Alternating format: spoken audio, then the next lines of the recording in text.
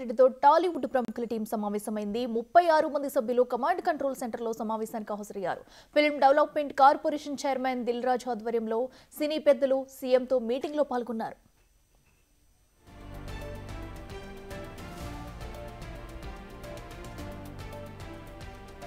FDC chairman Dil రాజు, డైరెక్టర్లు హరీష్ శంకర్, త్రివిక్రమ్ శ్రీనివాస్, బోయపాటి శ్రీనివాస్, కొరటాల శివ సమావేశానికి హాజరయ్యారు.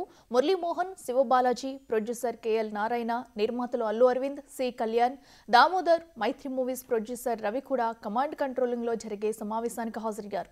హీరోల నుంచి నాగార్జున, వెంకటేష్, సాయి ధరమ్ తేజ్, నితిన్, కిరణ్ అబ్బవరం కూడా సమావేశంలో పాల్గొంటున్నారు.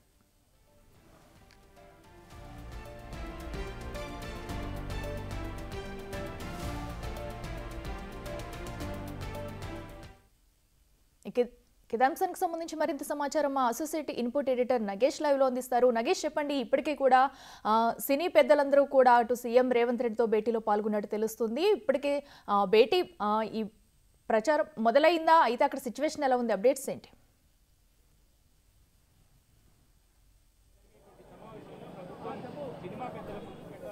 భేటీ మొదలైంది. సినిమా పరిశ్రమకు సంబంధించిన పెద్దలందరూ 36 మందికి పైగా హాజరయ్యారు. ఇక ప్రభుత్వం నుంచి ముఖ్యమంత్రి రేవంత్ రెడ్డి, ఉప ముఖ్యమంత్రి బట్టి విక్రమార్క, కోమటిరెడ్డి వెంకటరెడ్డి, దామోదర్ రాజనరసింహ, కడియం శ్రీహరితో పాటు ఎఫ్డీసీ చైర్మన్గా ఉన్న దిల్ రాజు, అలాగే అక్కినేని నాగార్జున, వెంకటేష్తో పాటు టాలీవుడ్కు సంబంధించిన బడా నిర్మాతలు అందరూ కూడా ప్రస్తుతం కమాండ్ కంట్రోల్ సెంటర్లో మీటింగ్ హాల్లో వీళ్ళంతా కూడా హాజరైన పరిస్థితి. ఎందుకంటే వీళ్ళందరూ కూడా ముఖ్యంగా ప్రభుత్వం కూడా ఒకటే చెప్తుంది. ఎందుకంటే ఏదైతే బెనిఫిట్ షోల ద్వారా సినిమాలో ఉన్న బడా నిర్మాతలే ఎక్కువ మొత్తంలో లాభం పొందుతున్నారన్న ఆరోపణ కూడా ఉంది. అంటే ఆ డబ్బులు ఏదైతే ఉందో ఇంటిగ్రేటెడ్ స్కూల్స్ లాంటి పేద పిల్లలకు కేటాయిస్తే బాగుంటుందన్న ఒక ఆలోచన కూడా ప్రస్తుతం అయితే ఆ సమావేశంలో చర్చకు వచ్చే అవకాశం కనిపిస్తుంది. నెక్స్ట్ బెనిఫిట్ షోలకి బడా హీరోల్ని కూడా రానివ్వకూడదు థియేటర్లకు అనేది ఖచ్చితమైన ఒక నిర్ణయాన్ని కూడా సినిమా పెద్దలకు ప్రభుత్వం చెప్పే అవకాశం కనిపిస్తుంది. సో మొత్తానికైతే మీటింగు సంబంధించిన సారాంశం కానీ మిగతా వివరాలు చూసుకుంటే కనుక ఖచ్చితంగా సంధ్యా థియేటర్లో జరిగిన తొక్కిసలాట తర్వాత ఈ మీటింగ్ చాలా క్రూషియల్గానే మారిందని చెప్పచ్చు. మీటింగు నిర్ణయాలు కూడా, ఎందుకంటే ప్రభుత్వంతో సయోధ్య కుదుర్చుకోవడం కోసమే సినిమా పెద్దలు మీటింగ్ అయితే పెట్టుకున్నారు. ఎందుకంటే నిన్నటి వరకు సంధ్యా థియేటర్కు సంబంధించిన తొక్కిసలాటకు సంబంధించిన హాట్ టాపిక్ నడిచింది. Telugu cinema industry versus Telangana ప్రభుత్వం అనేది కరాఖండిగానే వాళ్ళ మధ్య యుద్ధం తలపించే విధంగానే నడిచిందని చెప్పచ్చు. ప్రభుత్వం కూడా కరాఖండిగానే చట్టపరమైన చర్యలు తీసుకుంది. ఒక మహిళ మృతి తర్వాత అల్లు అర్జునే ఎంటైర్ ఇష్యూకి కారణమని చెప్పి కూడా భావించింది. అంటే మొత్తం సంధ్యా థియేటర్ తొక్కిసలాటకు సంబంధించి 18 మంది నిందితుల్లో ఉన్నాడు. A11గా ఉన్న అల్లు అర్జునే బెనిఫిట్ షోకి రావడం, ప్రేక్షకులకి అభివాదం చేయడం, బయటికి వెళ్ళేటప్పుడు ప్రేక్షకులకు చేతులుపుతూ వెళ్ళడం, వాళ్ళ బౌన్సర్లు ఇష్టం వచ్చిన రీతిలో నానా హంగామా సృష్టించి ఒక వాతావరణాన్ని, యుద్ధ వాతావరణాన్ని తలపించే విధంగా సంధ్యా థియేటర్ని మార్చారు అన్న ఆరోపణలు ఉన్నాయి. ఆ విజువల్స్ కూడా అలాగే కనిపిస్తున్నాయి. అంటే ప్రతి చోట దాదాపుగా 10,000 వీడియోల్ని పోలీసులు విశ్లేషిస్తే అందులో వచ్చిన 10 నిమిషాల ఫుటేజ్ కూడా చాలా భయానకమైన పరిస్థితుల్ని అందులో కనిపిస్తున్నాయి. ఎందుకంటే ప్రేక్షకుల్ని ఇష్టం వచ్చిన రీతిలో నెట్టివేయడం, వాళ్ళని కంట్రోల్ చేయడం, వాళ్ళ చేతిలో ఉన్న కర్రలతో లాఠీలు జులిపించడం, అంటే వాళ్ళని కంట్రోల్ చేయడం కోసం బెదిరింపులకు పాల్పడడం. అంటే ఒకవైపు ప్రేక్షకులు అల్లు అర్జున్ని చూడడానికి కోసం తోసుకొస్తున్నారు, మరోవైపు వీళ్ళు కంట్రోల్ చేస్తున్నారు. ఈ క్రమంలోనే రేవతి తన కొడుకుని కాపాడుకోవడం కోసం నానా విధాల ప్రయత్నాలు చేస్తూ ఆ ప్రేక్షకుల మధ్య నలిగిపోయి చితికిపోయి చనిపోయింది. ఇక శ్రీతేజ్ కూడా సేమ్ అలాంటి పరిస్థితే. సినిమాకు వచ్చిన తర్వాత ఊపిరాడక చనిపోయిన భయానక దృశ్యం అంటే రేవతే చెప్పచ్చు. ఎందుకంటే చాలా చోట్ల చాలా తొక్కిసలాట జరుగుతాయి. అందులో మనుషులు చనిపోతే ఎంత భయానకం ఉంటుంది మనం ఊహించుకుంటేనే ఒక రకమైన పరిస్థితి వస్తుంది. ఖచ్చితంగా మానవత హృదయాన్ని ఇక్కడ తెలంగాణ కాంగ్రెస్ ప్రభుత్వం ఖచ్చితంగా ప్రదర్శించింది. ఎందుకంటే తొక్కిసలాటకు ప్రధాన కారకుడు అల్లు అర్జునే. అల్లు అర్జున్ కనుక బెనిఫిట్ షోకి థియేటర్కు రాకుంటే ఇంత పెద్ద ప్రమాదం సంభవించి ఉండేది కాదని చెప్పి కూడా అరెస్టు చేశారు, కోర్టులో హాజరుపరిచారు. తదుపరి జైలుకు వెళ్ళాడు, ఒకరోజు ఉండి బయటకు వచ్చాడు. నెక్స్ట్ లెవెల్ ఇన్వెస్టిగేషన్లో భాగంగా మళ్ళీ చిక్కడపల్లి పోలీస్ స్టేషన్కు అటెండ్ అయ్యారు. అల్లు అర్జున్ మొదట బుకాయింపుల పర్వాన్ని కొనసాగించారు. అసలు నేను అభివాదమే చేయలేదు, అభివాదం చేయకుండానే లోపలికి పోయాను, బయటకు వచ్చాను. రేవతి మృతి సంగతి పోలీసులు సమాచారమే ఇవ్వలేదన్నారు. కానీ థియేటర్లో 3320 సీట్లు ఉన్న సంధ్య థియేటర్లో అల్లు అర్జున్కు సంబంధించిన కుటుంబ సభ్యులే దాదాపుగా వాళ్ళ సన్నిహితులు కుటుంబ సభ్యులే దాదాపుగా 30-40 మంది వరకు లోపల ఎంటర్ అయ్యారు.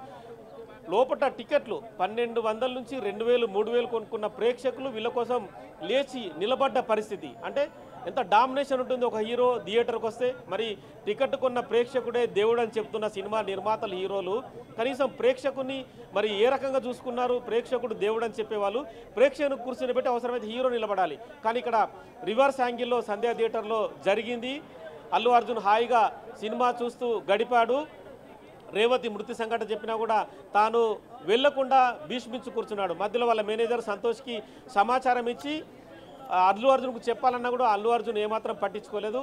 తదుపరి స్వయంగా రంగంలోకి సెంట్రల్ జోన్ డీసీపీ ఆకాంక్ష యాదవ్ దిగి అవసరమైతే అల్లు అర్జున్ను అరెస్ట్ చేయాల్సి ఉంటుంది ఇదే స్పాట్లో, అది అనవసరంగా మీకు పరువు సమస్య అవుతుందని వాళ్ళకి చెప్పిన తర్వాత అప్పుడు అల్లు అర్జున్ లేచి మళ్ళీ బయటకు వెళ్ళిన పరిస్థితి. అంటే ఒక మహిళ మృతి చెందితే సినిమా హీరోకు కనీసం మానవతా హృదయం లేదా, చెలించే హృదయం లేదా అని చెప్పి కూడా పెద్ద ఎత్తున విమర్శలు వచ్చాయి. ఎందుకంటే చాలా వరకు సినిమా హీరోలు ఇలాంటి వ్యవహారాల్లో వాళ్ళే స్పందించాలి, వాళ్ళే ప్రజలకు అండగా ఉండాలి. ఎందుకంటే ఎక్కడ వరదలు వచ్చినా ఎక్కడ విపత్తులు సంభవించినా ప్రధానంగా సినిమా హీరోలు నిర్మాతలు కానీ వాళ్ళు విరాళాలు ఇస్తుంటారు, వాళ్ళే ప్రభుత్వాలకు అవసరమైతే ప్రచారం చేసి విరాళాలు సేకరిస్తుంటారు. కానీ దీనికి భిన్నంగా అల్లు అర్జున్ వ్యవహారం నడిచిందని చెప్పి కూడా పెద్ద ఎత్తున బయట నుంచి కూడా నెటిజన్ల నుంచి ప్రజల నుంచి కూడా విమర్శలు వచ్చాయి. ఆ విమర్శల్ని మరి తట్టుకొని అల్లు అర్జున్ ప్రెస్ మీట్ ముందుకొచ్చి మళ్ళీ సరైన సమాధానం చెప్పాడంటే అది కూడా లేదు. మళ్ళీ బుకాయింపుల పర్వాన్ని కొనసాగిస్తూ తాను ఏమాత్రము అంటే పోలీసులే భద్రతని పర్యవేక్షించలేదు, పోలీసుల భద్రత వైఫల్యం అని చెప్పి విమర్శించాడు. కానీ స్వయంగా హైదరాబాద్ కమిషనర్ డీజీ సివి ఆనంద్ రంగంలోకి దిగి ఇదే కమాండ్ కంట్రోల్లో 10 నిమిషాల వీడియోని మీడియా ముందు ప్రవేశపెట్టారు. ఆ వీడియోలో వస్తున్నది వెళ్తున్నది తొక్కిసలాట, లాఠీ చార్జు, రకరకాల ఇష్యూస్, భయానక దృశ్యాలన్నీ డైరెక్ట్గానే చూపించారు.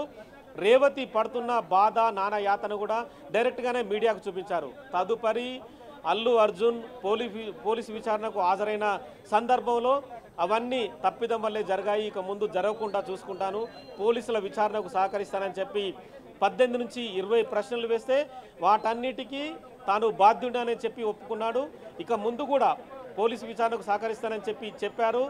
నిన్న అల్లు అరవింద్, ఎఫ్డీసీ చైర్మన్ దిల్ రాజు, అలాగే మిగతా అంటే వేణుస్వామి జ్యోతిషుడు చాలామంది నిన్న హాస్పిటల్కి వెళ్ళారు. 2 కోట్ల విరాళాన్ని శ్రీతేజ్ తండ్రి భాస్కర్కి ఇచ్చారు. ఇవాళ నిన్న ఎఫ్డీసీ చైర్మన్ దిల్ రాజు కూడా అక్కడి నుంచే ముఖ్యమంత్రి రేవంత్ రెడ్డితో సంప్రదింపులు జరిపి ఇవాళ కమాండ్ కంట్రోల్లో ఒక మీటింగు ఏర్పాటు చేయండి. ఎందుకంటే సినిమా పెద్దలకి ప్రభుత్వానికి మధ్య గ్యాప్ ఉండకూడదు, ఖచ్చితంగా గ్యాప్ను పూరించాలి.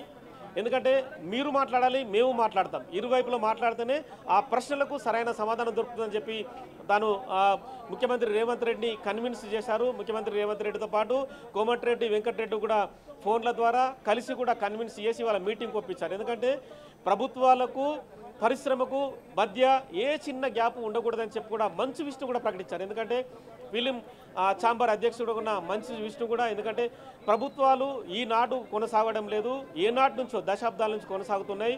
ప్రభుత్వాల్లో చెన్నారెడ్డి ముఖ్యమంత్రిగా అప్పటి కాంగ్రెస్ ముఖ్యమంత్రి కూడా చెన్నారెడ్డి నుంచి ఈనాటి రేవంత్ రెడ్డి వరకు కూడా ఖచ్చితంగా ప్రభుత్వంతో సయోధ్య ఉండాల్సిందే, ప్రభుత్వంతో ఒక రకమైన చక్కటి వాతావరణం, మంచి వాతావరణాన్ని కొనసాగించాలి. ఎందుకు గొడవలు, ఎందుకు కొట్లాటలు, ఇగో సమస్యలు ఎందుకు, మనకు ఎవ్వి ఉండకూడదు. మనం వినోదాన్ని ప్రేక్షకులకు పంచే హీరోలం మాత్రమే. నిజ జీవితంలో మేము కూడా మనుషులేమన్న ఒక విధానాన్ని ఎక్స్ వేదికగా ప్రకటించారు. ఆ విషయాన్ని కూడా సినిమాలో ఉన్న చాలామంది అంగీకరించారు. ఎందుకంటే మామూలు మనుషులుగా బయటకు వస్తే వాళ్ళు కూడా జనరల్గా మనతో పాటు ఉన్న వ్యక్తులుగానే మనం గుర్తిస్తాం.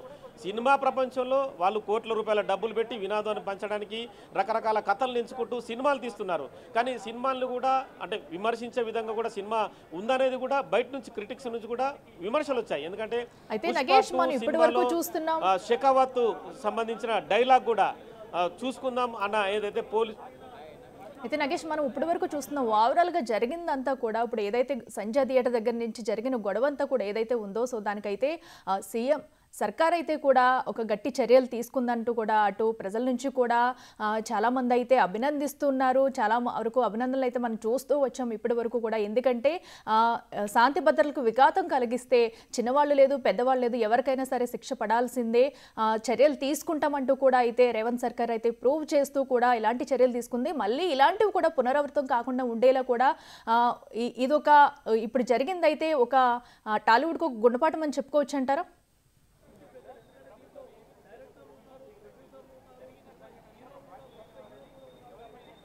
ఖచ్చితంగా గుణపాఠం అని చెప్పుకోవచ్చు.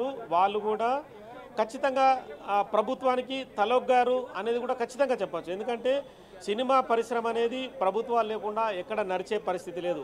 ఏ థియేటరు నడిపించాలన్నా ఎక్కడ ఏది జరగాలన్నా కూడా ఖచ్చితంగా ప్రభుత్వ సహకారం ఉండాలి. అంటే ప్రభుత్వం అంటే అందులో పోలీసులు ఉంటారు, ప్రభుత్వం అంటే ప్రజలు ఉంటారు, అన్నీ కలిపితేనే అన్నీ కలగలిపితేనే ప్రభుత్వం అనేది ఒక మెసేజ్ ఉంటుంది. కానీ ఇక్కడ సినిమా పెద్దలు వేరే రకంగా ఆలోచించారు. అంటే తాము ప్రభుత్వానికి అతీతులం, ఏదో ఆకాశం నుంచి ఊడిపడ్డ వ్యక్తులం అనేది వాళ్ళు భావించుకుంటున్నారు. కానీ ఇది పద్ధతి కాదనేది కూడా చాలామంది సినిమా క్రిటిక్స్ ఎవరైతే ఒక సినిమా విడుదలైతే విమర్శలు కానీ అందులో ఉన్న మంచిని కూడా చూపించు రాసే వాళ్ళు ఉంటారో వాళ్ళందరూ కూడా అదే విషయాన్ని సోషల్ మీడియా వేదికగా చాలా ప్రస్తావనలు చేశారు. ఈ క్రమంలోనే సినిమా పరిశ్రమ అనవసరంగా ప్రభుత్వాలతో గొడవలు పెట్టుకోవడం ఎందుకనేది కూడా భావనకు వచ్చినట్టు కనిపిస్తుంది. ఈ క్రమంలోనే ఎఫ్డిసి చైర్మన్ సినిమాకి పెద్దన్నగా రంగంలోకి దిగారు. రంగంలోకి దిగి ప్రభుత్వాన్ని ఒప్పించి చర్చల వరకు అయితే ప్రస్తుతం తీసుకొచ్చారు. ఇక బెనిఫిట్ షోలు విషయమా లేదంటే సినిమా రేట్లు పెంచుకోవాలన్న విషయమా అనేది కూడా ప్రస్తుతం ప్రభుత్వంతో జరిగే చర్చలను బట్టి విధి విధానాలను బట్టి ప్రభుత్వం ఒప్పుకుంటుందా లేదా, వీళ్ళు ప్రభుత్వానికి కానీ బయట సేవా కార్యక్రమాల రూపేణా ఏం చేయదలుచుకున్నారు అన్న విషయాన్ని మాత్రం ప్రస్తుతం చర్చించే అవకాశం కనిపిస్తుంది. ఎందుకంటే చాలా వరకు బెనిఫిట్ షోల ద్వారా సినిమా రేట్లు పెంచుకోవడం ద్వారా బడా నిర్మాతలే కోట్లు సంపాదించుకుంటున్నారు. అల్లు అర్జున్ సినిమా పుష్ప 2 సినిమా తీసుకుంటా కనుక 300 కోట్ల రెమ్యునరేషన్ అల్లు అర్జునే తీసుకున్నాడని చెప్పి కూడా పెద్ద ఎత్తున బయట సోషల్ మీడియాలో వైరల్ అయింది. ఓవరాల్గా సినిమా సంపాదించిన డబ్బులు కూడా 1500 కోట్లకు పైనే. మరి ఒక సినిమా వాళ్ళు పెట్టిన ఖర్చుకి ఒక 10 అంతలు ఎక్కువ సంపాదిస్తున్నారు. కానీ వాళ్ళు ఇచ్చే అంటే బయట దాన ధర్మాలు కావచ్చు, బయట చేసే ప్రజలకు సేవా కార్యక్రమాలు కావచ్చు, ఇవన్నీ ఉన్నాయంటే అవి చాలా తక్కువనే చెప్పచ్చు. ఎందుకంటే సినిమా వాళ్ళ జీవితమే హైఫై లైఫ్గా ఉంటుంది.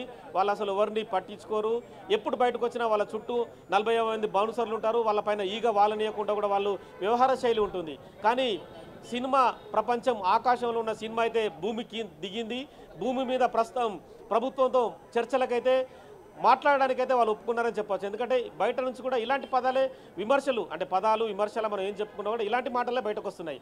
ఈ క్రమంలో ఆకాశంలో అంటే నింగిలో ఆకాశంలో ఉన్న తారలైతే భూమికి దిగి ప్రస్తుతం ప్రభుత్వంతో చర్చలు జరిపి మరి రేవంత్ రెడ్డిని ఏ రకంగా ఒప్పిస్తారు, మంత్రి కోమటిరెడ్డి వెంకటరెడ్డి కావచ్చు, డిప్యూటీ సీఎం బట్టి విక్రమార్కను కావచ్చు, దామోదర్ రాజనరసింహన్ కావచ్చు, వీళ్ళందరినీ ఎలా ఒప్పిస్తారు, ఎలా పరిశ్రమను ముందుకు సాగే విధంగా ఎలాంటి చర్చలు నిర్ణయాలు తీసుకుంటారనేది కూడా మనకి కొద్దిసేపట్లో తెలిసే అవకాశం కనిపిస్తుంది.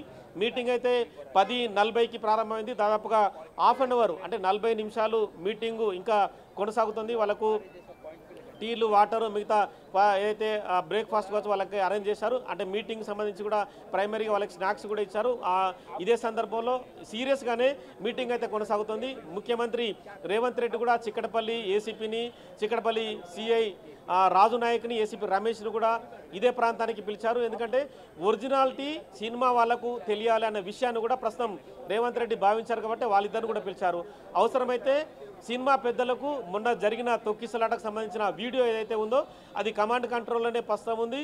అవసరమైతే లోపట ఒక భారీ స్క్రీన్ ద్వారా వాళ్ళందరికీ చూపించడానికి కూడా ఏర్పాట్లు చేశారు. ఎందుకంటే చాలామంది సినిమా పెద్దలు ఏమనుకుంటారంటే పోలీసులు ఏదో పుట్టించారు, ఏదో రకంగా ఇది బ్లేమ్ చేస్తున్నారు, బ్లేమ్ గేమ్ ఆడుతున్నారని చెప్పి అనుకుంటారు. కానీ ఇక్కడ బ్లేమ్ గేమ్ ఆడే సమస్య కనిపించడం లేదు. ఎందుకంటే భారీ స్క్రీన్ ద్వారా వాళ్ళకు కనుక వీడియో చూపిస్తే ఇది ఖచ్చితంగా జరిగిందనేది కూడా వాళ్ళు కూడా ఒక భావనకు వచ్చే అవకాశం కనిపిస్తుంది. ఈ క్రమంలో ఆ వీడియో కూడా ప్రస్తుతం ప్రదర్శించే అవకాశం ఉంది.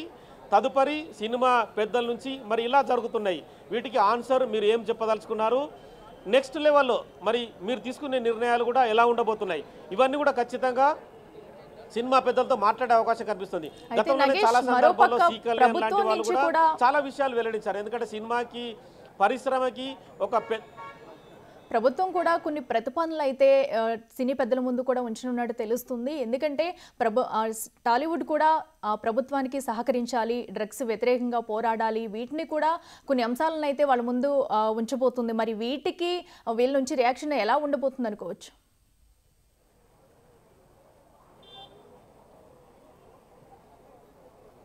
ఖచ్చితంగా ఈ మధ్యనే తెలంగాణ కాంగ్రెస్ ప్రభుత్వం కూడా ఒక విజ్ఞప్తిని సినిమా పరిశ్రమ ముందు ఉంచింది. ఎవరు సినిమా తీసినా కూడా సినిమా పడే ముందు అంటే థియేటర్లో వేసే ముందు కూడా డ్రగ్ నిర్మూలన, మత్తు మందులకు బానిసలవుతున్నారు తెలంగాణలోని పిల్లలు, మత్తు మందులకు బానిసలు కాకండి అని చెప్పి కూడా ఒక వీడియో తయారు చేసి వేయాలని చెప్పి కూడా విజ్ఞప్తి చేశారు. అదే క్రమంలో ఆ వీడియోని ప్రస్తుతం ఎవరైతే సినిమా విడుదల చేస్తున్న హీరో ఉన్నారో ఒక నిడివి అంటే ఒక 2 నిమిషాల వీడియోని కూడా వాళ్ళు ప్రదర్శనగా ముందుకు తీసుకొస్తున్నారు. ఇవన్నీ కూడా అంటే ప్రజలకు సంబంధించిన సంక్షేమ కార్యక్రమాలు కావచ్చు, ప్రజలకు మంచి మెసేజ్ ఇచ్చే విధంగా కూడా సినిమా హీరోలు ఉండాలి. ఎందుకంటే కేవలం ఫైటింగ్లు, బెదిరింపులు, కొట్టడాలు, ఫైట్లు ఇవన్నీ కాదు. అంటే ప్రజలకు సంబంధించి కూడా చాలా అంశాలు కూడా ఇందులో పొందుపరిచి ఉంటాయి.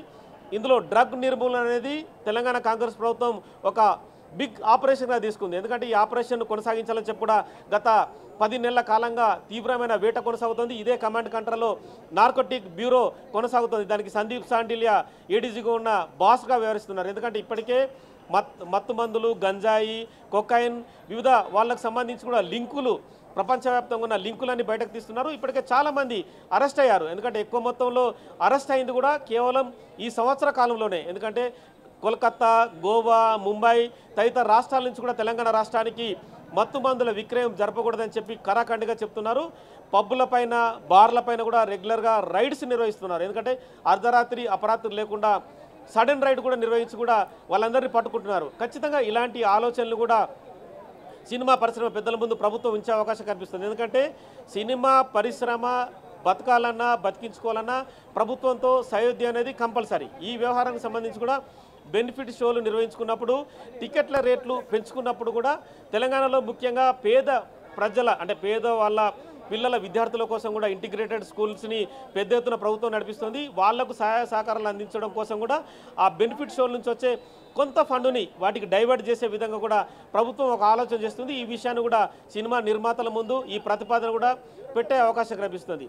నెక్స్ట్ బెనిఫిట్ షోలకి ఏ థియేటర్ కూడా సినిమా హీరో రాకూడదు అన్న ఒక కోణాన్ని కూడా చెప్పబోతుంది. ఎందుకంటే సినిమా హీరోలు రావడం వల్ల సామాన్య ప్రజలు కావచ్చు, ప్రేక్షకులు కావచ్చు ఉద్వేగానికి లోనవుతుంటారు. పుష్ప 2 లాంటి సినిమా హీరో వచ్చాడంటే చెప్పి కూడా వాళ్ళంతా కూడా పరిగెత్తుతుంటారు. ఈ సమస్యలు తలెత్తకుండా కూడా ఖచ్చితంగా ఇలాంటి వాటిని కంట్రోల్ చేయడానికి కూడా మీరు కూడా రాకూడదనే విషయాన్ని కూడా వాళ్ళకి చెప్పే అవకాశం కనిపిస్తుంది. మొత్తానికైతే వీళ్ళ ప్రతిపాదనలు, ప్రభుత్వం చెప్తున్న నిబంధనలు రెండు వైపులా ఉన్న అంటే సమస్య పరిష్కారానికి సంబంధించి సామరస్య ధోరణిలో మాత్రం ప్రస్తుతం అయితే చర్చలు కొనసాగుతున్నాయి. ప్రస్తుతం సినిమా పెద్దలు చెప్తున్న విషయాలన్నీ కూడా రేవంత్ రెడ్డి, ఉప ముఖ్యమంత్రి బట్టి విక్రమార్క, మిగతా కోమటిరెడ్డి వెంకటరెడ్డి వాళ్ళందరూ అయితే వింటున్నారు. తదుపరి ప్రభుత్వం నుంచి వచ్చే విషయాలన్నీ కూడా వాళ్ళకు కూడా చెప్పి సానుకూల ధోరణితో ఈ చర్చలు ముగించాలని అయితే లోపల ఒక మంచి వాతావరణంలో అయితే చర్చలు కొనసాగుతున్నాయి. Right Nagesh, thank you.